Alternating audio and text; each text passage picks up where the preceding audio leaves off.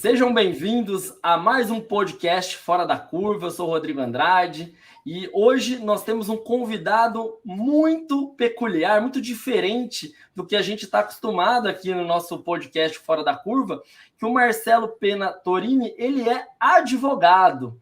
Daí vocês vão pensar assim, poxa, advogado num podcast que tem o intuito de falar para o profissional da saúde, né? Porque a ideia do nosso podcast é mostrar pessoas que são realmente fora da curva, que fazem muita diferença na vida das pessoas. E o Marcelo, ele é essa pessoa. Eu vou chamar você de Marcelo, tá, Marcelo? Não vou chamar você de doutor.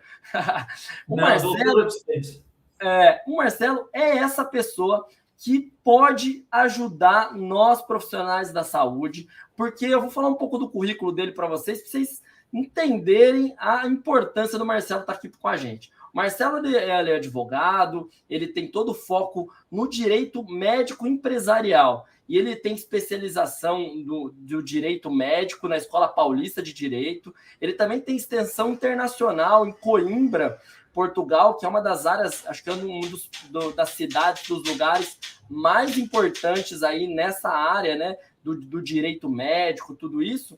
E o Marcelo vai falar um pouco para a gente. Eu quero que você conte um pouco da sua trajetória, até você, por que você escolheu realmente essa área do direito médico, né, do direito da saúde. Mas a gente vai falar hoje para vocês, pessoal, sobre aquilo que a gente posta no Instagram, se pode ou se não pode, se aquilo que a gente...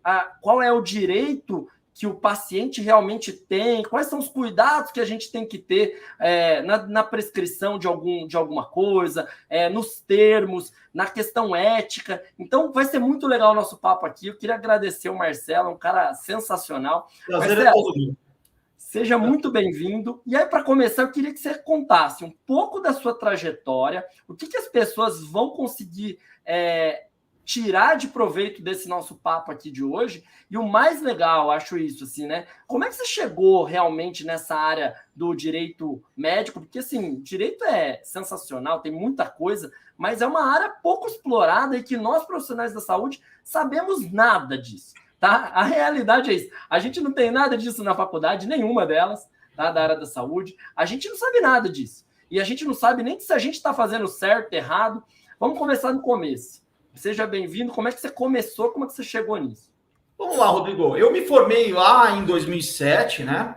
E sempre tive a perspectiva de trabalhar para empresas, né? Desde a faculdade, o que me encantava na advocacia era essa questão mais da advocacia empresarial, né? De você conseguir auxiliar o empresário a ter uma vida mais fácil, conter problemas, resolver problemas e evitar alguns, né? Só que a gente tem que deixar a vida levar a gente um pouquinho. Alguns clientes da área empresarial que eu acabei angariando no começo de profissão eram médicos. Então, eu comecei a perceber que tinha uma deficiência na área da advocacia voltada a esse público específico, que é o público da área da saúde, mas não aquele profissional autônomo, o cara que é contratado numa clínica, contratado no hospital, e sim aquele cara empreendedor, que ele pensa um pouco mais à frente, um pouco mais, com uma visão mais global do que ele pode proporcionar para o seu público e dentro da sua profissão. Então, a partir do momento que esse meu primeiro cliente, lá em 2008, 2009, surgiu, eu comecei a perceber a deficiência da advocacia para esse tipo de prestação de serviço, porque ela é muito peculiar, né? No momento que o advogado escolhe essa área de atuação, ele tem que entender um pouco mais da relação interpessoal que o profissional da saúde desempenha no seu cotidiano, para que você raciocine as soluções jurídicas mais convenientes para esse tipo de público, né? Então, começou lá atrás, eu entendi que aquela era uma área a ser explorada, a advocacia empresarial dava uma base para que eu trabalhasse para esse profissional com segurança, só que eu fui mais além e trabalhando, fazendo cursos, até encontrar uma especialização de fato na área da saúde, né, que me possibilitasse trazer esse conhecimento um pouco mais focado, mais técnico, e com, obviamente, trazendo aí um pouco mais de uns caminhos mais seguros para os meus clientes.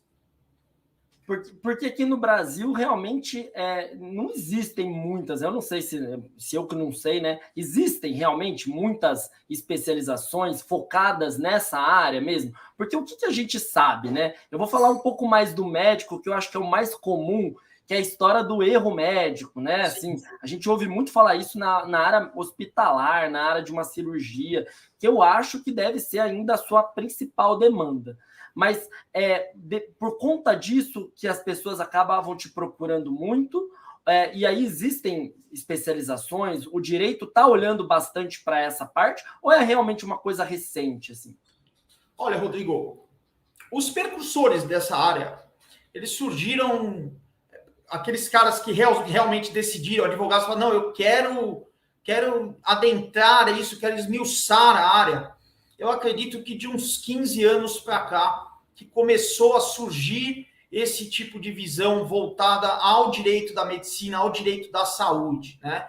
Existem diversos cursos no mercado que o advogado pode ir atrás, mas a gente tem que diferenciar um mero curso, né, que traga o conhecimento de uma especialização com reconhecimento pelo MEC, né, que ela é muito mais profunda, muito mais técnica, e obviamente o conteúdo programático dessas especializações, não só da direito médico, qualquer especialização, ela é mais profunda e passa por um crivo pessoal da instituição que a disponibiliza. Onde eu concluí a minha especialização, uma escola de direito aqui da capital de São Paulo, que é muito bem conceituada, né? E esse curso, ele é proporcionado por um dos precursores da área, que é o professor mestre Marcos Coulter. Ele é o precursor dessa área de tentar disponibilizar isso didaticamente, né? Hoje eu tenho uma relação interessante com ele, profissional, até de amizade, porque é um cara incrível.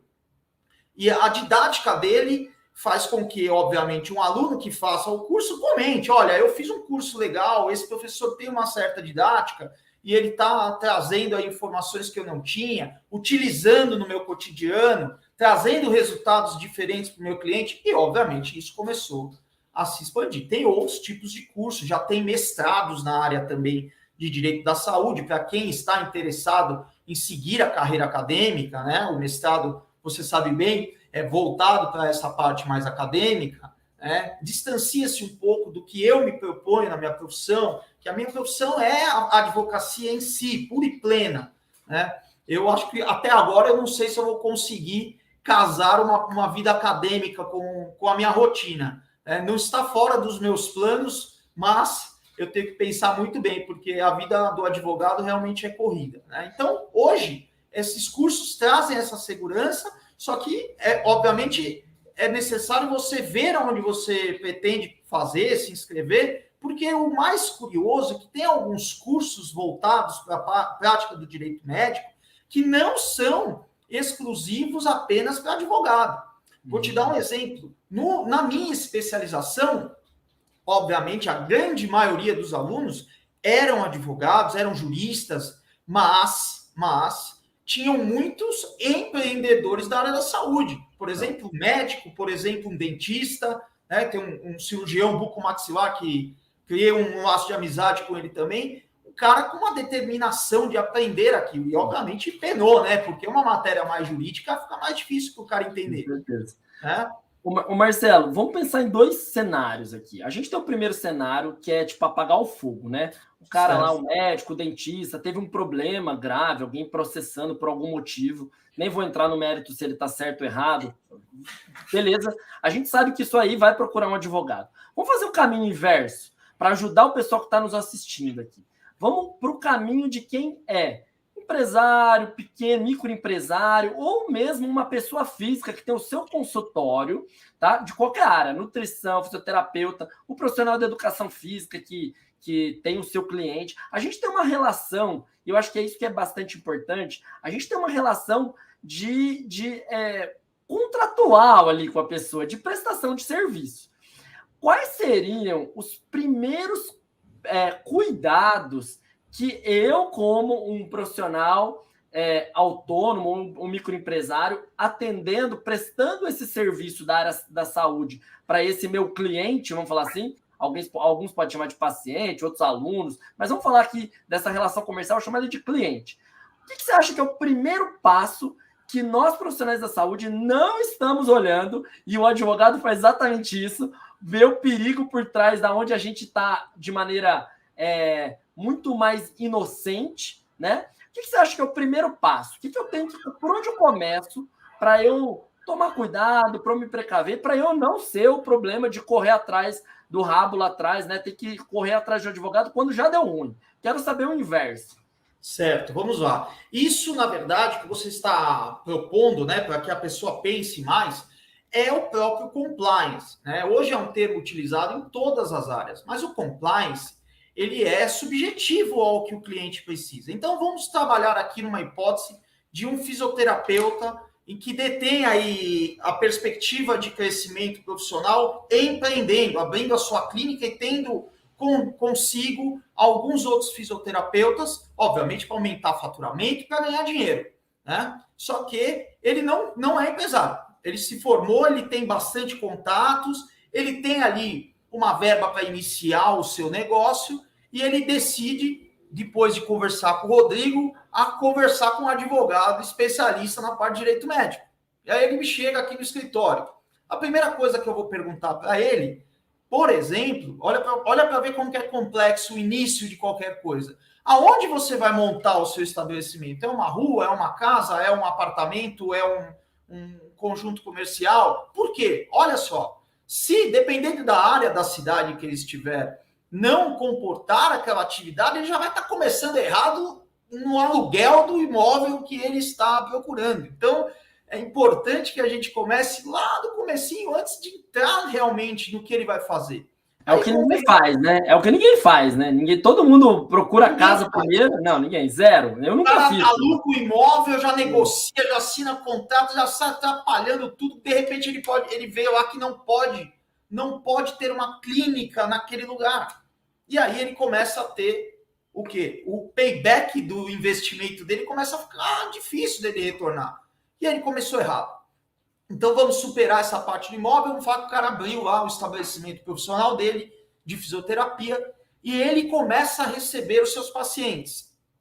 E ele vai lá prestar serviços diversos de fisioterapia. Você sabe bem, a sua área, a fisioterapia, ela tem 16 especializações pré-definidas pelo seu Conselho Federal. Então, você com uma clínica de fisioterapia, você pode prestar 16 especialidades diversas dentro da sua profissão. Olha que interessante. E divulgar isso de acordo com o especialista que está prestando serviço. Aí você coloca lá um fisioterapeuta se predispondo a um tipo de especialização, faz uma promoçãozinha, uma publicidade dele no Instagram, e o cara não tem a especialização de fato. Não estou falando que ele é incompetente tecnicamente para exercer aquela especialidade. Não é isso. É muito diferente. Ele não tem o título de especialista. Então, você vai estar cometendo uma infração ética. Porque o próprio Conselho Federal impossibilita uma publicidade de um fisioterapeuta para certa especialidade sem que ele seja, de fato, um especialista na área. Então, só para resumir, eu tenho uma piscina, eu arrumei uma casa, essa casa tinha uma piscina, eu vou fazer hidroterapia. E a fisioterapia aquática é uma especialização. E o fisioterapeuta não tem esse título lá do seu conselho, ele não pode divulgar isso. Ele não pode divulgar. Isso é muito parecido com a seara médica, dentro da nutrição também. Os conselhos, eles lidam com esse tipo de informação, sempre voltando a passar para os seus pacientes a realidade, né? Para que não tenha aí uma propaganda enganosa, digamos assim. Então, esse é um dos cuidados que os fisioterapeutas simplesmente não desconhecem desse tipo de coisa, né? Marcelo, a gente até vai ter aqui, já tá confirmado, o nosso presidente do conselho do Crefito 3, o Dr. Rafael, ele é um cara sensacional, Fers, e a gente vai falar um pouco do conselho, né? Mas acho que é legal a gente já ilustrar um pouco que o fisioterapeuta, o profissional da saúde, ele acaba achando que o fiscal, o conselho, ele tem que fiscalizar para proteger a classe. E sim, ele faz um pouco isso, mas muito mais O conselho está para fiscalizar, para proteger a população. Exatamente. Né? Então, esse é um erro que a gente tem muito. A gente fala, o conselho não faz nada para mim. Mas o conselho está lá para proteger a população, que é o maior refém, né? Porque o profissional da saúde teria que ter a obrigação de saber o seu código ético. Mas a população não tem obrigação. Como é que eu vou saber todos os códigos da medicina, da odonto, do fisioterapeuta? É impossível. Então, só para fazer um parênteses, porque a gente confunde muito isso, né? Com valorização profissional, com o preço da consulta. Isso não cabe, né? O que o conselho deve fazer, a principal função é proteger a população disso aí que você está falando. Propagandas enganosas e muitas outras coisas. Os conselhos regionais em qualquer profissão, eles não são carrascos, Rodrigo. É isso mesmo que você destacou aí com sabedoria. Não são carrascos, mas eles têm uma importância muito grande para que uma área em que você pode prejudicar, pode comprometer a saúde de uma pessoa, e muitas vezes, e algumas vezes, isso não pode nem ser restabelecido depois, né, o que é alguns erros mais graves. Puxa vida, é de se convir que realmente precisa dessa regulamentação. O que eu acho, aí é uma opinião pessoal, eu acho que construtiva para os conselhos, aonde os conselhos de classe pecam, Rodrigo? Eles pecam na divulgação pedagógica para os seus profissionais. Então é aí que peca. Alguns conselhos já estão melhorando muito esse tipo de abordagem com o seu profissional. Por exemplo, eu vou te dar um exemplo mais distante da fisioterapia, dentro da área da medicina, mas eu gosto muito da abordagem do Conselho Regional de Medicina do Distrito Federal, por exemplo. O Instagram do Conselho Regional de Medicina do Distrito Federal é muito interessante. Eles são muito preocupados em que a informação chegue coerentemente àquele médico e despertar o interesse do médico em conhecer melhor preceitos éticos, que às vezes são de simples adaptação na sua rotina e que ele vai trabalhar melhor, ele vai estar seguro para si, ele vai ter uma segurança para si e, obviamente, vai prestar um serviço de melhor qualidade para o seu paciente. Então, a minha crítica aos conselhos é isso. Vamos punir, vamos fiscalizar, tudo bem. Mas a função pedagógica, ela é extremamente benéfica a qualquer área de atuação. Seria obrigação do conselho, né? Eu concordo plenamente com você. Poxa, tudo bem, né? Ninguém lê o código de cabo a rabo e decora ele, né? Então, pelo menos que nos ajude aí no Instagram, são maneiras ótimas de educação, né? Concordo plenamente. Ô, Marcelo, então vamos lá, ó. Primeiro, eu tô anotando aqui, tá? Tô fazendo um resumo, tá? Então, primeiro, chegamos lá, vamos ver se a casa posso alugar, se eu tenho direito. Tive, deu ok. Maioria, 99,9% ninguém faz, mas dá sorte porque o cara acaba colocando numa área que é mais, que ele já viu um dentista perto, né? Então, eu acho que dá meio sorte. Depois, com relação à divulgação das especialidades, né? Que você falou que é muito importante. Saber como que eu posso divulgar isso. Depois, qual que você acha que é um próximo passo aí? Eu acho que o mais importante, depois de você superar o externo, é olhar para dentro. Como que você protege qualquer tipo de prestação de serviço, Rodrigo? Com contrato. Né? Então, o contrato, ele vai trazer segurança para você, fisioterapeuta, e para o seu paciente. Vou te dar um exemplo. Você tem um paciente e ele precisa fazer 15 sessões de fisioterapia contigo. Só que você falou para ele as 15 sessões, não tem nada anotado, ele vai para casa e lembra que são 10 sessões, por exemplo.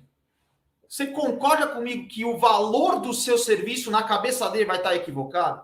Ele não vai ter o parâmetro contratual para saber, para olhar e falar assim, não, realmente eu estou pagando por isso. Então já começa a ter um conflito de informação. Então, o contrato para o prestador de serviço na área médica, ele é a alma do negócio. Começa por aí. Perguntar, só para te interromper um pouquinho, você desculpa, mas você acha que o profissional da saúde, ele, por essa relação mais pessoal, né? Imagina, você vai lá na minha clínica, eu tenho um cuidado eu vou cuidar de você, né? Você acha que pelo profissional da saúde ter esse ato de cuidar da pessoa, ele acha que é uma barreira colocar um contrato para o paciente assinar, colocando cláusulas? Você acha que essa é a primeira barreira? Eu estou tentando fazer um pouco do advogado do diabo aqui mesmo, assim, para entender o que acontece, porque eu tinha um pouco esse receio, tá? Como que o meu paciente vai ver isso? Um contrato, parece que eu estou fazendo uma coisa, parece que ele vai me olhar como uma maneira de que eu estou, sei lá, mais negativo do que positivo. É isso mesmo? Você acha que é isso? Olha, eu entendo essa percepção do fisioterapeuta pela relação interpessoal diferenciada da área da saúde como um todo, né? Você vai no médico, aquela relação de confiança que você tem com o médico, com o fisioterapeuta, com o nutricionista, né? Então, às vezes, essa percepção de tipo, ele tá fazendo eu assinar isso aqui, será que tem alguma coisa errada aí? E essa confiança? A confiança é no papel ou no ato dele? Mas isso está realmente mudando no Brasil, tá? Esse é um pensamento, infelizmente, enraizado, não só na prestação de serviço na área da saúde, né? Mas, por exemplo, vou te dar um exemplo totalmente grosseiro. Hoje em dia, quando você vai reformar a sua casa, o próprio empreiteiro vai chegar com um contrato para você. Entendeu? Ele vai chegar com um contrato. E você vai olhar aquele contrato, tá lá, tem prazo para cumprir. Ele pode não cumprir, né? Aí é outros 500. Que muitas vezes acontece. Com certeza, mas, assim, pedreiro o contrato é o ponto de partida de uma relação sólida, explicitamente dotada de confiança. Porque o que está acordado ali tem que ser cumprido pelo profissional e muitas vezes, Rodrigo, na área da saúde, os contratos têm obrigações do paciente também. Claro. Vou te dar um exemplo da parte de cirurgia plástica, que é uma área da saúde que, de fato, tem muitas demandas judiciais que acabam aí comprometendo o andamento de clínicas. Um contrato de cirurgia plástica que eu elaboro aqui no meu escritório, ele já contém lá cláusulas de obrigatoriedade do paciente voltar nos retornos, entendeu? Vamos supor que o paciente não faça o repouso necessário. Exato. Isso vai implicar diretamente no resultado da cirurgia plástica, né? Amanhã eu vou na academia, fiz uma cirurgia no abdômen e vou na academia. Então, exato. É legal, tá? Com certeza que você está em contrato. Né? Tem casos judiciais que até viram cases na área da menina questionando ali a qualidade da prestação de serviços médicos e no Instagram, no dia seguinte à cirurgia, andando de moto. Uhum. Então, assim, tem que ter a conduta do paciente. Aí você vai me perguntar, mas como eu vou controlar o que o paciente faz em casa? Como que eu vou ter essa segurança como profissional de que ele está cumprindo o que eu estou fazendo? Aí, obviamente, dentro da fisioterapia, você vai ter os indícios nos retornos que ele vai fazendo, o acompanhamento próximo, né, humanizado desse atendimento que você vai propor ao teu paciente, e você vai sentir se ele está fazendo certo ou não, fazendo uma anamnese, fazendo uma ficha de atendimento em todos os atendimentos, que isso pode se tornar ali um prontuário de atendimento dentro da tua clínica, e aquele controle próximo do paciente vai te demonstrar se ele está cumprindo ou não a obrigação. E se você identificar que ele não está cumprindo, você vai documentar isso. Você vai entrevistá-lo e documentar isso no seu prontuário, porque se ele lhe acionar depois, você vai ter lá documentado que você destacou para aquele paciente que ele não estava seguindo a prescrição fisioterapêutica, no caso, que daria aí um padrão de excelência no seu atendimento. Tá? Então, Marcelo, eu fiquei imaginando aqui, né? Isso acontece um pouco na minha área, mas eu fiquei imaginando como deve ser difícil um cirurgião plástico com a expectativa do paciente, né? Existe isso, porque eu consigo abrir isso para todas as áreas. Eu vou na nutrição, eu queria emagrecer tanto e não consegui. Na escoliose, eu já tive paciente que reduziu o grau e ela tinha uma expectativa de zerar, que é quase, eu acho que impossível, poucas pessoas, eu tive poucos casos disso, que a curva ficou muito reta. Então, a expectativa do paciente é uma questão complexa, né? Como é que você redige isso no contrato? Na verdade, a expectativa do paciente, ela faz parte de um procedimento de consentimento do tratamento. Quando a gente fala consentimento, muitos profissionais da saúde pensam que é um simples papel, o termo de consentimento, né, é algo amplamente divulgado, e na verdade não. Na verdade, o termo de consentimento, o papel em si, o papel, aquele que o paciente assina, consentindo aquele tratamento ou aquela cirurgia, ele é só a formalização. Eu diria que é uma parte do processo de consentimento. E a expectativa do paciente, ela deve ser contida pelo profissional no primeiro momento em que essa informação chega ao seu conhecimento. A gente sabe que as redes sociais hoje em dia, elas bombardeiam a todos nós com informações, às vezes que a gente nem quer, né? E elas chegam a gente isso. E isso é inevitável que cria uma expectativa na cabeça. Então, o paciente, por exemplo, chega para você e fala assim, eu quero ficar assim, eu quero que a minha coluna fique retinha. E aí você, no primeiro momento, vai produzir isso, vai ajudá-lo a ter o raciocínio do consentimento que ele vai ser submetido ao tratamento e controlando as expectativas. E esse tipo de controle de expectativas pode ser documentado, por exemplo, com a gravação de uma consulta, pelo menos a inicial. A gente sabe que tem clínica que atende muita gente, mas será que na primeira anamnese, no primeiro contato que esse paciente tiver com o fisioterapeuta, será que não é interessante você gravar aquilo e trazer uma informação para ele que ele possa ter acesso? Obviamente, isso tem que ser consentido, tá? A gravação, etc e tal, isso é um outro tipo de assunto, mas é muito salutar para o atendimento que você documente absolutamente tudo, tá? Então, respondendo a sua pergunta de uma maneira simples, conter a expectativa é o pulo do gato de um bom profissional da área da saúde. Porque na área da cirurgia plástica, todo mundo quer ser a Gisele Bündchen, cara. É verdade. E às vezes não dá, cara. Não dá. Não tem como chegar lá. Então, no primeiro contato, o médico fala, olha, não tem como você ficar com essa silhueta. Ou, olha, esse seio é muito grande para você. Você vai ter problemas com isso. Você vai ter uma pitose, né, que é a queda mamária. Enfim, o médico vai expor para aquela paciente. E aí que eu entendo que é um ponto muito interessante. Porque essa contenção de expectativa do profissional da saúde, ela cria um vínculo de confiança muito, muito importante, Rodrigo, com o seu paciente. Não é uma conduta que vai gerar ali algo negativo, pelo contrário. O paciente volta para uma realidade e essa expectativa que você delimita para ele, já deixando claro ali o que ele tem que fazer, a nossa experiência de alguns anos nessa área demonstra que ele vai seguir com maior cuidado, com maior carinho aquilo que você passar para ele. Tá? Então, o contrato é o primeiro passo, o termo de consentimento desse processo de consentimento seria um outro documento que eu gosto de vincular ao contrato. Então, nós já estamos falando de o início de uma relação com dois documentos muito importantes para trazer segurança jurídica. Deixa eu fazer um adendo com relação ao contrato, que é uma coisa que acho que acontece em muitas áreas, na cirurgia plástica, na educação física, na fisioterapia muito, na nutrição.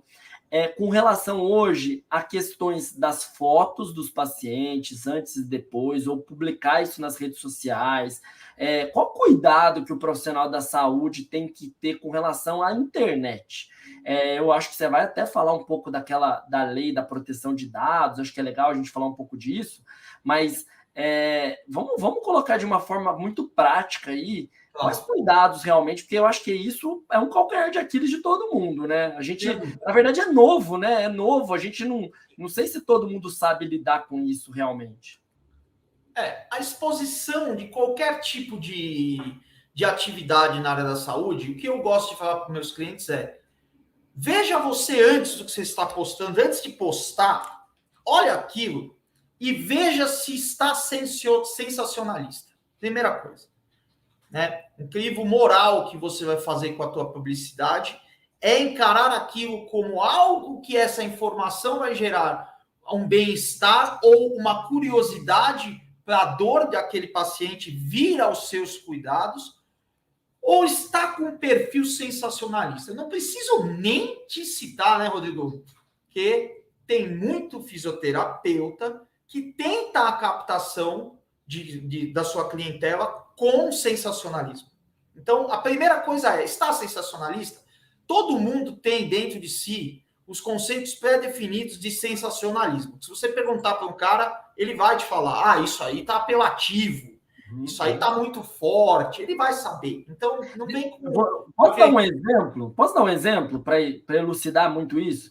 Eu tive um caso de um paciente, que é um caso totalmente cirúrgico, ele tinha 65 graus, só que tem um trâmite, né, de convênio, de operação, tudo isso. Então, a expectativa, volto a falar da expectativa, eu coloquei que era um caso muito cirúrgico, mas no período, como o SUS demora mais de 5, 10 anos para fazer uma cirurgia, o convênio tem no mínimo 2 anos de carência. Nesse período, ele pode realizar um tratamento sabendo que é um tratamento pré-operatório para não deixar piorar tanto, para ter uma cirurgia mais adequada, mais fácil do que uma cirurgia que a escoliose aumenta muito.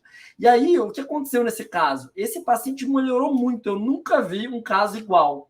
Né? Ele foi para, sei lá, menos de 40 graus, é uma mudança absurda.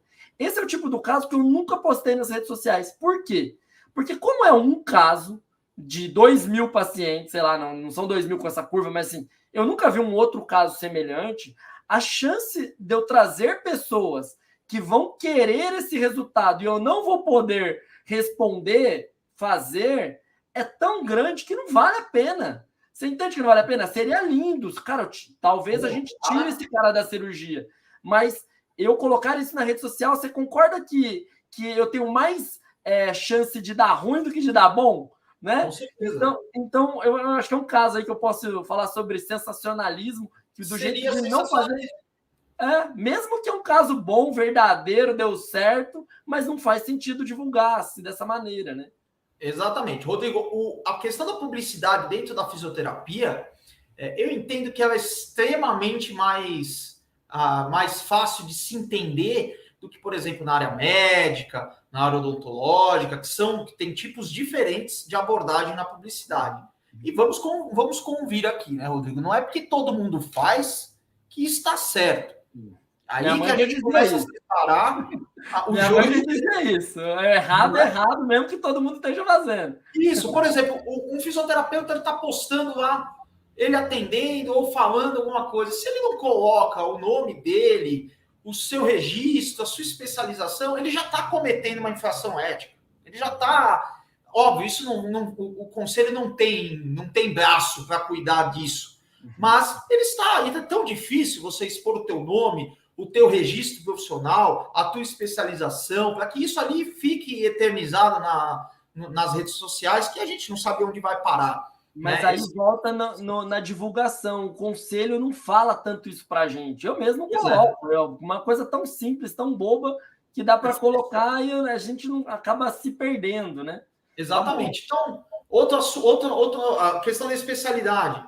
Puxa vida, você trabalha, você estuda e você obtém a sua suada especialização. Por que não colocar lá o número que você teve oriundo dessa especialização na sua publicidade? Então, você entende que, às vezes, os limites que o conselho impõe faz bem ao profissional? Ele induz o profissional a trazer essas informações que podem ser aí benéficas a ele. Né? Então, sensacionalismo não pode. Concorrência desleal, Rodrigo. Olha, meu amiguinho lá, olha como ele faz, ó, eu faço melhor. Ó, minha técnica é melhor que a dele. Faz a mesma coisa. A minha técnica é melhor que a dele. Porque tem o nome XYZ. E piadinha com aquele profissional X, entendeu? Esse é o tipo de conduta Porque se o profissional se sentir ofendido, ele pode sim buscar amparo do conselho, mediante uma denúncia, né, uma denúncia formal, indicando que aquele outro profissional cometeu essa irregularidade. Isso vai gerar um processo administrativo contra esse cara. Né? O que pode acontecer? O que pode acontecer com essa pessoa? Vamos lá. Os processos administrativos na fisioterapia, eles são definidos, as penas são definidas por lei, cara. Tem uma lei de 1975 em que ela define as penas de aplicação do conselho. Então, olha que interessante, né? Você nunca ouviu falar dessa lei. Você nunca ouviu falar. E eu aqui aposto que 99% dos fisioterapeutas não ouviram falar dessa lei. E a lei está lá. Ah, mas onde que surge, então, as penas? Nessa lei. Então, a lei fala aqui, obviamente eu não sei de cor, tá? Deixei aqui separada também, porque é muita informação. Mas essa lei fala em advertência, ela fala em repreensão, ela fala em multa de 10 vezes o valor da anuidade, suspensão do exercício profissional por até 3 anos e cancelamento do registro. Cara, então, é sério pra caramba. É sério pra caramba. Você vê que ela tem ela é gradual, né? Obviamente, quanto pior a infração ou reiteradas sejam as infrações, essas penas elas vão se agravando, né? Então, imagina um fisioterapeuta tomar uma pena aqui de suspensão de 3 anos da sua atividade profissional. Cara, imagina o impacto que vai ter na família, em tudo, né? Aí ele resolve trabalhar mesmo assim. Ele está suspenso. Ele não pode exercer a fisioterapia.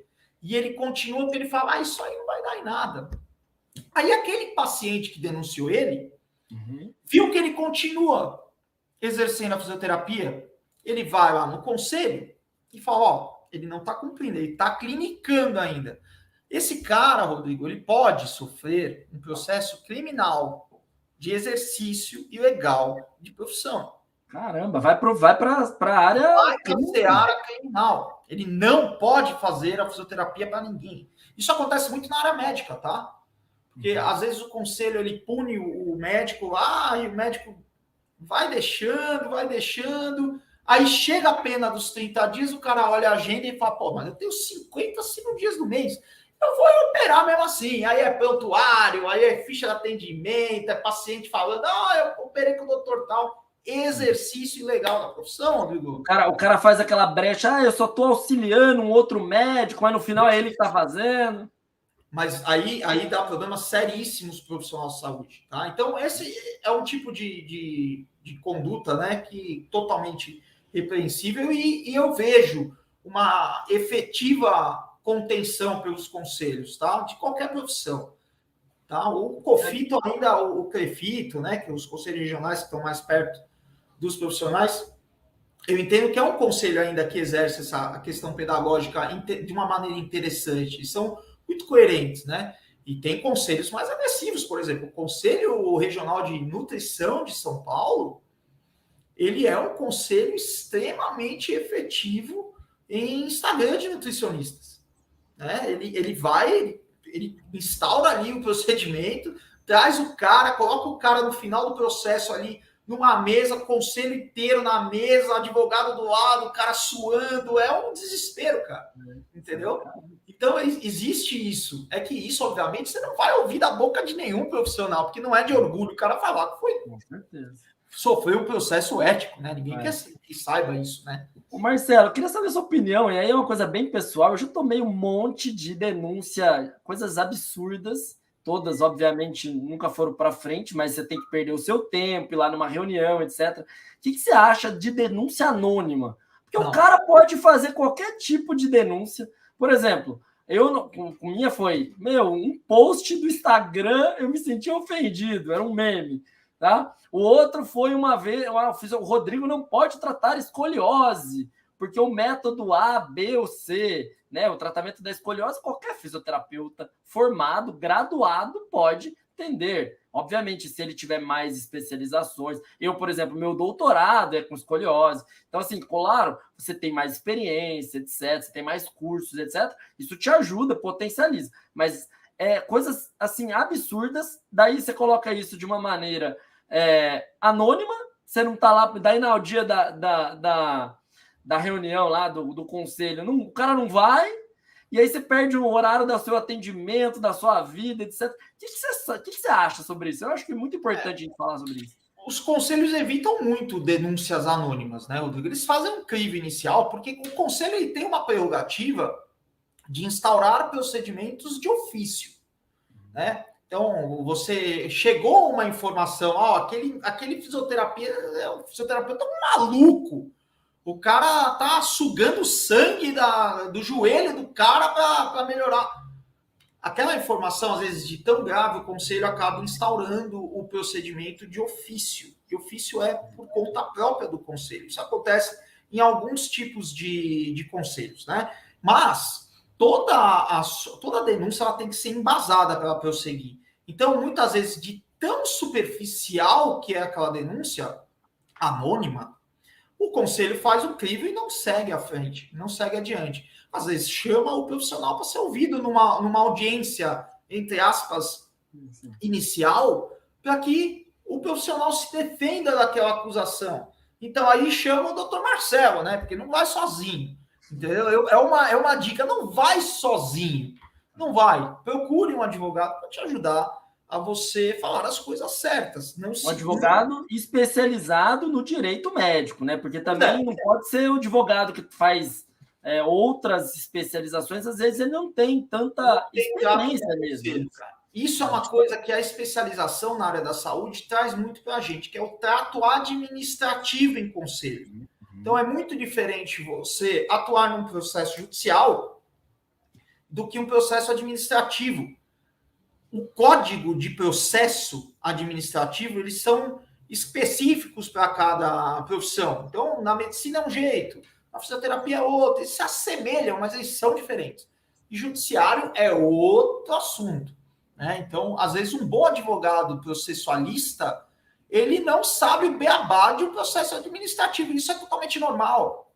Isso é totalmente normal. É a mesma coisa que eu aqui no escritório, por exemplo. A área imobiliária não sou eu que faço, minha sócia que faz, a doutora Patrícia que faz. Né? A parte trabalhista, meu sócio Tiago que faz, não sou eu. Porque eu sei que eu vou ali, eu sei do que se trata, mas não comer uma bola. A superficialidade. Agora, Marcelo, eu queria voltar no tema ainda, você colocou aqui que é das redes sociais, das fotos, das éticas. Você falou bastante para não ser sensacionalista. Sensacionalista. Aqui, tá? Eu estou fazendo um resumo aqui, porque eu achei isso é muito importante. Mas vamos mais além um pouco. Quais outros cuidados ali? Porque assim, é muito importante, às vezes, você mostrar o seu resultado, ainda mais quem está começando. É muito importante o paciente, assim. Isso é uma valorização profissional quando você consegue fazer isso, mostrar o seu trabalho. Como que o profissional pode fazer isso de maneira ética e com cuidado assim, com cuidado administrativo, sei lá como que eu posso falar? Ético. Vamos lá. A fisioterapia, assim como a odontologia, permite essa divulgação de imagens, né? Esse comparativo, famigerado antes ou depois. Na medicina já não pode, né? Na medicina já não pode, já o código, as regras de publicidade não permitem. Na fisioterapia, ela é permitida a partir de uma nova resolução que veio, acho que é de 2021, salvo engano. Ela é nova. Ela é nova. Em que é possível você expor aquele paciente na sua publicidade, desde que você tenha o consentimento e a autorização daquele paciente para que você divulgue aquela informação. Neste fim, né? Neste fim, olha, eu estou te divulgando, mas não é para rede social, tem que estar escrito, né? Porque é interessante você delimitar, porque o controle por foto você pode fazer dentro do seu consultório, né? Você indica para o paciente e fala assim, olha, é o jeito que eu tenho de controlar a tua evolução. É muito importante você ter uma evolução documentada por fotos. Agora, expor isso em rede social precisa de documentos específicos com consentimento daquilo. E digo mais, você falou da LGPD, que é a Lei Geral de Proteção de Dados, que é uma legislação muito aplicável ao que diariamente o profissional da área da saúde faz. Porque ele trata esses dados e foto pessoal é dado, cara. Sim, sim. Então, e aí, quais cuidados o profissional da saúde tem que ter com essa lei? O que ela mudou? O que ela tem que fazer? Explica um pouquinho para a gente. Vamos lá. A Lei Geral de Proteção de Dados, ela foi promulgada em 2018. Aí veio a pandemia, deu uma segurada na efetividade. Até porque os conselhos tiveram que se reinventar com a telereabilitação. Só para contextualizar, ela vem de uma necessidade de proteger dados pessoais e tratar esses dados. Isso veio originário da Europa. E devido ao comércio internacional entre os países, o Brasil se viu na necessidade de se adaptar a essa lei, porque tem muita empresa de fora que simplesmente não ia fazer negócio com o Brasil se não tivesse a regulamentação. Na área da saúde, ela é muito evidente no dia a dia do paciente. O paciente chega na sua clínica, pega uma ficha de atendimento e ele lá preenche. Aquela ficha lá fica jogada... Na mão ainda. Na mão. Né? Aí você dá para sua secretária, a secretária põe numa pastinha e joga num arquivo sem chave, sem nada. Óbvio, hoje em dia pouca gente usa papel, mas ainda tem. Então, a Lei Geral de Proteção de Dados, ela coloca ali alguns tipos de parâmetros para que esses dados fiquem com quem eles têm que ficar. Vou te dar um exemplo. Você chega numa clínica e você tem uma anamnese do paciente lá, num tablet, por exemplo. E aquele tablet fica destravado, e aí chega lá, vamos pensar que a pessoa da limpeza da clínica, ela tem acesso àquilo lá, tá errado. Ela não tem autorização para aquilo. Tá? E esse tipo de adaptação da Lei Geral de Proteção de Dados, ela tem que ser tanto da parte jurídica, na parte contratual. Então, se você notar nos contratos hoje em dia, já vem esse tipo de cláusula, onde uma pessoa autoriza a outra a ter aqueles dados e tratar aqueles dados, conter aqueles dados, e em algumas ocasiões excluir aqueles dados depois daquele tratamento, tá? E, junto com o advogado, é muito importante um profissional de tecnologia, né? Os nossos amiguinhos do TI, porque esse profissional vai criar soluções com softwares, com limites de acesso a um computador, a um sistema, não só uma mera senha, e definir os padrões dentro daquela clínica de quem vai poder ter acesso ao quê. Isso é muito bem-vindo, porque acaba deixando aquela informação com quem tem que estar, né?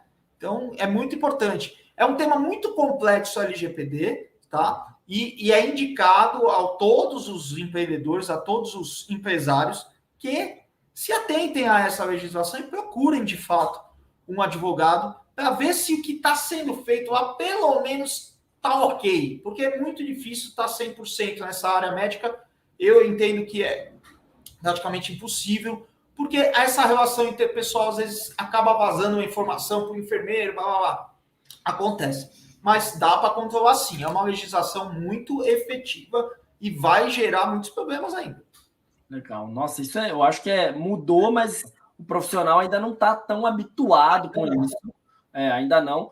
E aí, assim, acho que papel, acho que é uma dica aqui, né? Papel não dá mais. Se você não tem dinheiro para fazer isso, um sistema, está começando, o Google Forms é uma maneira super legal que você consegue fazer no seu computador, o paciente pode escrever, isso já transforma em planilha de Excel. Ele acho que é uma ferramenta mais fácil e barata. Eu uso muito para pesquisa, porque pesquisa você vai mudando toda hora o tema. E lá é muito legal, porque a gente coloca o termo livre esclarecido da pesquisa, do comitê de ética, ele já autoriza ali na hora, já fica salvo, já fica tudo bonitinho. Então, para anamnese, é uma maneira barata aí que eu vejo, uma boa saída para... E hoje em dia, por exemplo, a gente aqui no escritório, eu não tenho arquivo físico. Eu não tenho gaveteiro com arquivo aqui. Nossa, a minha tia era advogada, né? Quando eu era criança, eu ia lá no escritório dela, era uma sala só de arquivo, Só de né? arquivo. Hoje em Eu tenho dia, essa memória. hoje em dia os processos são digitais, né? Então a gente não precisa ficar arquivando papel, cara. Eu não tenho papel, não tenho nada. Então a gente tem que pensar que é uma evolução tecnológica que tem que se adaptar. Tem que olhar para frente, não para trás. Tem que se adaptar. Não tem como. E eu acho que depois da pandemia, a área digital ela veio para ficar mesmo. Não tem, claro. Ela acelerou 10 anos aí, né? Não teve outra saída.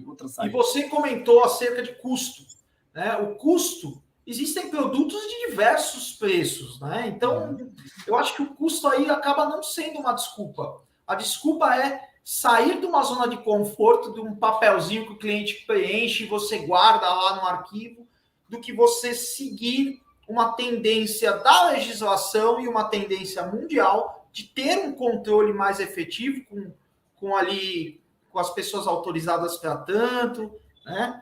E lembro uma coisa muito importante sobre a LGPD, tá, Rodrigo? Eu falei aqui da exclusão de dados no final do tratamento, por exemplo. Isso tem um parênteses aí, tá?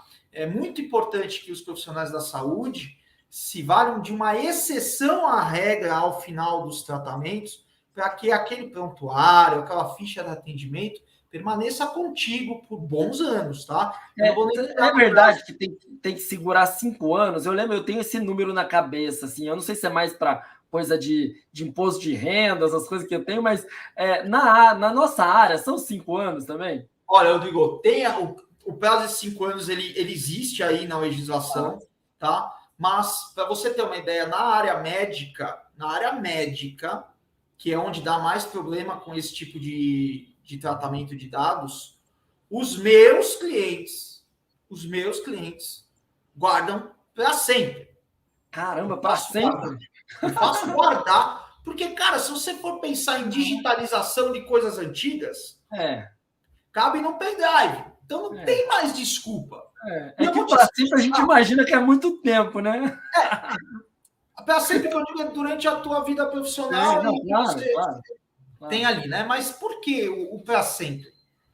Porque o problema ele pode ser descoberto lá na frente, depois desse prazo de 5 anos pelo paciente, principalmente na área médica, acontece muito isso. O cara vai lá fazer uma cirurgia e abre a barriga dele e acha uma gaze lá dentro. E a cirurgia foi feita há 25 anos. E ele achou a gaze agora. A gaze começou a dar problema agora. Aí você fala para mim, 20 anos de prontuário, deu 20 anos, o cara rasgou.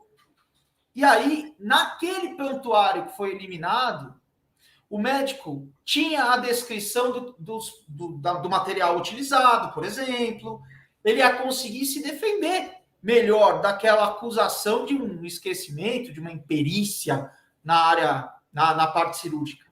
Então, eu gosto de falar para meus clientes que o prontuário médico, ele é o DeLorean, cara, dos profissionais da área de saúde.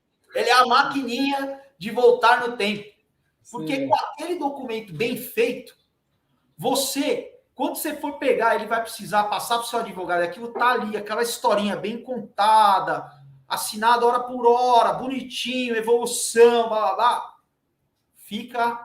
Fica as suas chances muito maiores. Então, vale a pena. Para quem é novo e não entendeu a piada, assista o filme De Volta para o Futuro 1, 2 e o 3, que são excelentes. Eu já assisti nós já passamos, né? Mas tem gente de 20 anos que está começando, que está assistindo, nunca assistiu. Eu já assisti 83 mil vezes cada um. E toda vez que passa na TNT eu assisto de novo, fica a dica aí, ó, do nosso... Então, Rodrigo, só puxando esse gancho da máquina do tempo, isso é para fazer desde já. O pessoal que está te assistindo, é para fazer desde já, porque a guarda cai naturalmente na rotina do profissional de saúde. Marcelo, começar certo é muito mais fácil, né? Certo. Eu acho, porque eu olho para trás e falo, eu não sabia. A gente não tinha computador, eu não tinha computador na minha sala, eu tinha prontuário, eu tinha ficha. Cara, a gente começou do começo, como você tinha arquivo aí, a gente também tinha. Então, assim, depois que eu instalei meu sistema em 2019, fez um boom nas minhas pesquisas científicas, foi excelente. Hoje eu tenho dado de tudo que eu quero saber do meu paciente, até qual paciente responde melhor, qual responde pior. Eu consigo entender porque a gente acha que isso é só segurança, mas também clinicamente é muito importante. São dados de utilização pessoal sua, para pesquisa. Para pesquisa, e eu consigo ter um acesso. Por exemplo, vou dar um exemplo. Outro dia a gente estava pensando, onde é um bom lugar para abrir clínica? A gente foi ver da onde são os nossos pacientes, da onde eles vêm mais. Então, assim, são dados administrativos, dados clínicos, dados éticos. Então, a gente tem tudo no computador com um botão. É muito legal. O Marcelo, eu queria entrar num outro âmbito, assim, que eu acho que pode dar muito pau, tá? Pode dar muito BO. Que é a relação entre as profissões, tá? A gente tem uma relação hoje cada vez mais sadia com a medicina, com a educação física. Eu vou falar bastante do fisioterapeuta com essas duas áreas, mas já deu muito pau. Nossa, isso acontece pra caramba. Eu trabalho com pilates, mas o cara é educador físico, profissional de educação física, eu sou fisioterapeuta, quem pode, quem não pode. Ou melhor, o médico mandou uma carta falando, sei lá, de maneira agressiva, não faça isso, ou faça aquilo, tá? Eu queria, assim, qual que é a maneira mais amigável primeiro, mas quais são as maneiras aí que o profissional pode agir de uma maneira ética, de uma maneira bacana, para ter uma melhor relação, acho que é boa, eu sempre acho que a gente tem que ter boas relações entre as classes, mas às vezes extrapola, às vezes está fora da questão ética. O que você sabe sobre isso? O que o profissional pode pensar, pode fazer? Olha, Rodrigo, a gente tem que levar como uma experiência aí muito produtiva se você pensar numa instituição hospitalar. Vamos só traçar esse raciocínio. Numa instituição hospitalar, você vai ter lá, por exemplo, o cara com problemas ortopédicos, né? Vai entrar pela ortopedia, e aí dentro daquela instituição o cara tem um plano de saúde legal, ele vai indicar o fisioterapeuta dentro dessa instituição, e um prontuário bem estabelecido, vai ter lá a indicação da fisioterapia pelo ortopedista. Procure um fisioterapeuta por causa da CID e tal. Quando chegar essa informação no fisioterapeuta, se eventualmente essa informação estiver errada, porque as pessoas erram, Rodrigo, é natural, todo mundo erra. Às vezes o médico erra, às vezes o fisioterapeuta erra. Se aquela informação estiver errada, se o fisioterapeuta não tem a atenção necessária de ter o cuidado de ter uma devolutiva para esse profissional médico, obviamente formal. Olha, discórdia do tratamento que foi identificado problema tal. Isso volta para o ortopedista. E ali o ortopedista vai te dar um uísque no final do ano, cara. Porque ele vai te agradecer aquela sua conduta que dele pode ter passado. Pode ser que ele não te agradeça, pode ser que ele fale, não, mas pode ser assim, faz então desse jeito. Mas o que eu quero que você entenda é o seguinte, num organismo pré-fixado com diversos tipos de profissional, isso acontece um pouco mais. Na tua área autônoma, você é autônomo. Quando chega uma informação de um ortopedista que a tua percepção clínica daquele caso difere do médico, você não tem que seguir a tua cabeça e você não tem que seguir o médico. Você tem que devolver aquele paciente para uma análise ou com outro médico ou pelo mesmo médico. Porque senão você está continuando o erro. Ou até mesmo você vai exercer ali a fisioterapia em desacordo com aquele profissional. Entendeu a salada que dá? Então, a dica é, confie no seu discernimento técnico quando você está atuando com aquele profissional de saúde e mantenha uma relação formal, documentada, de devolutiva daquele paciente para aquele profissional que chegou a você. Tá? Vou te dar um exemplo que acontece muito. Você vai lá num nutrólogo, você está gordinho. Você não está gordinho, eu estava, deu uma emagrecida agora. Eu estou tentando. E o cara vira para você e fala assim, olha, você tem que tomar o Ozempic. Tem que tomar o Ozempic. Para emagrecer, você tem que tomar o Ozempic. Tá, beleza. É uma conduta correta? Pode ser ou pode não ser. Se aquele nutrólogo te deu isso, você vai confiar no cara, você vai começar a tomar o Ozempic. Aí você vai passar com o nutricionista, que não é da clínica do cara, uma outra clínica. O nutricionista olha para você e fala assim, por que você está tomando Ozempic? É só para emagrecer? Ou você tem uma tendência pré-diabética, você tem diabetes, você vai controlar a sua insulina? Vamos fazer mais uns exames aqui? O cara achou lá que você não precisa daquele. Ele vai enviar formalmente ao médico ou vai entrar em contato com o cara, documentar isso, discutir o caso. Né? Isso dá trabalho, Rodrigo. Isso dá trabalho profissional. Cara, mas assim, sério mesmo, eu acho que essa é a melhor oportunidade que o profissional da saúde tem de ter um parceiro. Os maiores parceiros que eu tenho, que são os caras que me indicam o paciente pra caramba, são os pacientes que vieram de uma maneira equivocada. É isso. Cara, só que eu sei, a gente corre, a gente trabalha pra caramba, é foda, às vezes o cara não pode ligar, mas é a melhor oportunidade. O cara te deu na bandeja uma maneira de você falar que você é bom, de uma maneira, lógico, ética, de uma maneira humilde, etc. Mas, cara, pega o telefone e liga e fala, doutor, deixa eu te falar uma coisa. Eu quero agradecer o paciente que você me mandou aqui, eu achei bacana que você fez, tal. Mas, olha, eu avaliei ele e vi isso. Se você fizer, você acha que tudo bem? Eu pensei em trabalhar com ele desta maneira. Você me dá esse tempo para a gente ver, e aí eu te mando ele de novo e a gente troca essa informação. Posso tentar por esse caminho? Poxa, Rodrigo, obrigado, eu não tinha entendido, eu não tinha visto isso, passou mesmo. Cara, é uma bandeja que o cara te dá. Cara, então, e o profissional da saúde, sabe o que ele faz? Eu vou falar da minha área, tá? Da minha área eu posso falar. Fica putinho. Fica tipo, melindroso, o cara me mandou fazer isso aqui. Cara, puta oportunidade que você tem de falar com o fisioterapeuta, pode ser fazer diferente, e de ter um parceiro que o cara fala, quando eu tiver uma dúvida, ele é um cara que eu posso tirar essa dúvida mais clínica, etc. Você sabe que eu tenho um parceiro muito legal de pós-operatório, tá? Ninguém fazia fisioterapia pós-operatório para escoliose, tá? Antigamente os caras tinha até colete para o cara ficar parado, imóvel, 1 ano, sem mexer a coluna e tal. E o médico foi exatamente isso. Ele me mandou um paciente que estava, totalmente desalinhado e a cirurgia tinha sido perfeita. E aí ele mandou fazer todos os exames, o cara estava tudo torto e a cirurgia perfeita. Ele falou, caramba, o que aconteceu? E aí ele me mandou esse paciente para fazer fisioterapia para alinhar ele, porque a cirurgia estava certa, ele não tinha nada de errado, era só a postura mesmo que precisava ser trabalhada. Cara, eu ganhei o médico ali. Ele me manda em todos os pacientes dele para fazer pós-operatório. E foi numa conversa. Olha, não, vamos tentar isso, eu vou fazer isso. O caminho pode ser esse. Então, eu acho que nessa delicadeza, nessa artimanha, nesse network que você pode ter novas oportunidades aí. É traçar parceiros com um nível técnico que você espera conceder para os seus pacientes. Então, você se une com pessoas da mesma confiança. A advocacia, a gente faz muito isso. Só que a advocacia, a gente faz isso dentro da advocacia mesmo. Né? Por exemplo, eu confio plenamente nos meus sócios.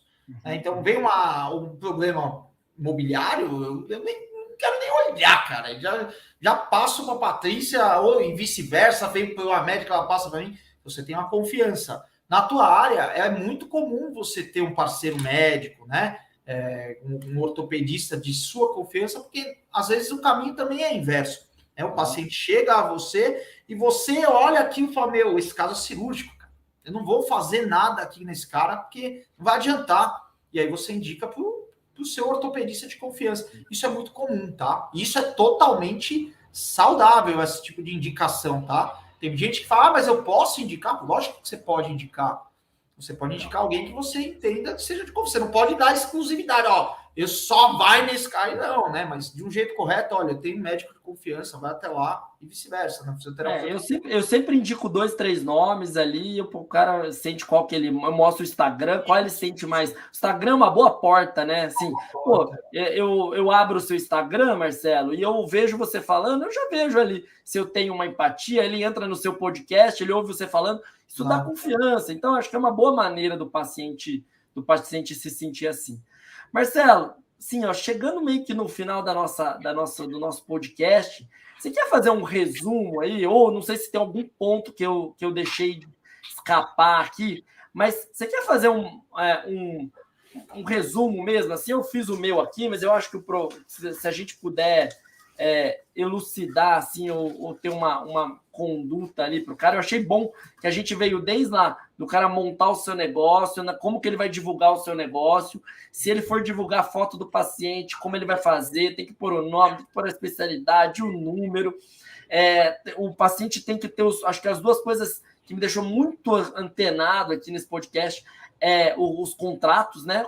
Tanto o contrato ali de prestação de serviço, quanto de termo livre esclarecido, ali o termo termo de consentimento. Consentimento.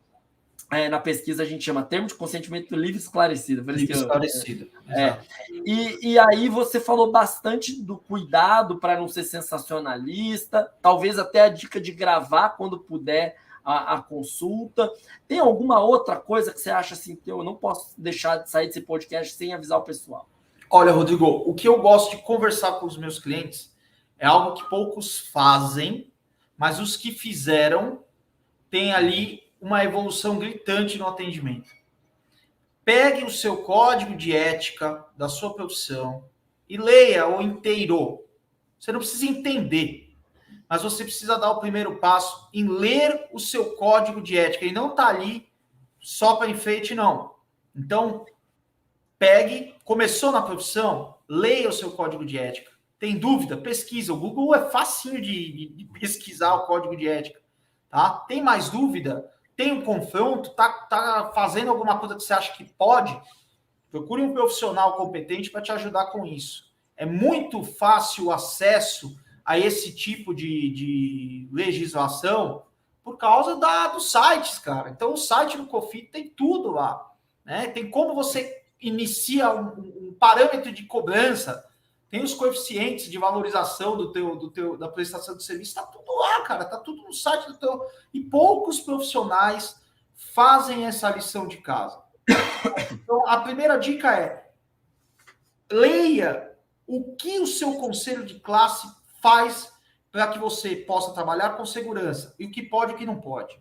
Tá? Que pode e o que não pode. Ninguém pode desconhecer, alegar que desconhece a lei para cometer infração, tá? Então, o conhecimento. Esse é o primeiro ponto. O segundo ponto é criar uma empresa hoje em dia, ela demanda não só um bom advogado para te ajudar, como uma contabilidade de confiança. Então, você vai ter duas despesas já também no começo do seu empreendedorismo, que é uma contabilidade específica e uma advocacia específica. Isso não é custo, isso é investimento. Não, e tem que ter, porque às vezes o cara só faz a conta do aparelho que ele vai comprar, da máquina que ele vai comprar, do aluguel, e esquece que se ele não organizar de trás das câmeras, né? O pós, ali, a parte que está embaixo, ele vai cometer um monte de erro amador, né? Vamos falar assim, Marcelo. Vai cometer. Por exemplo, não pode ter uma MEI. Você não pode, fisioterapeuta não pode ser MEI. Sim. O que eu já vi, meu amigo, de fisioterapeuta com MEI, de artes, não sei o que, o código da atividade, o cara fazendo a fisioterapia, dando nota, isso é um baita de um problema. Então, são problemas que vocês têm que evitar para crescer solidamente, né? Tem que pensar, puxa, vou ter um custo aqui, então tá bom, cara, vamos lá, vamos trabalhar para você conseguir sustentar esse custo e não dar passos para trás. Tá? Então, é isso que eu deixo aqui de dica para o pessoal. Não economizem com o conhecimento e com um profissional extremamente habilitado e coerente com a tua área de atuação.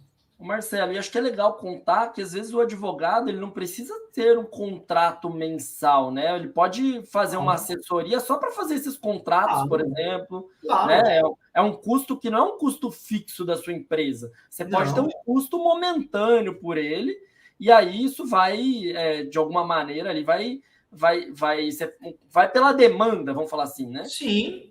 Totalmente possível você contratar um advogado para ele criar um bom termo de consentimento, um bom contrato, te organizar ali e você fala, olha, quando eu precisar de você, eu te ligo. Ou você realmente fala assim, não, eu preciso desse cara, acesso a esse cara constante, aí ele vai te fazer uma proposta de consultoria mensal, né? Que é muito bem-vinda. Não, claro, nós vamos ter os dois cenários. Alguém que já está mais pronto, que talvez precise ter uma demanda maior, mas quem está começando pode ser um custo momentâneo, menor, de uma vez, mas que vai te dar essa calma para trabalhar melhor, porque eu acho que o profissional da saúde ele precisa ter calma, precisa ter cabeça boa, né? Focar no serviço. Precisa focar no serviço. Você sabe que na advocacia, eu faço muito isso aqui no escritório, do profissional, adoro, cara, o cara começando, eu adoro. Eu entendo que é um gás diferente do cara e eu apoio muito isso. Então, por exemplo, se o cara vem me contratar e eu vejo que o cara está começando, meu preço vai ser outro para esse cara.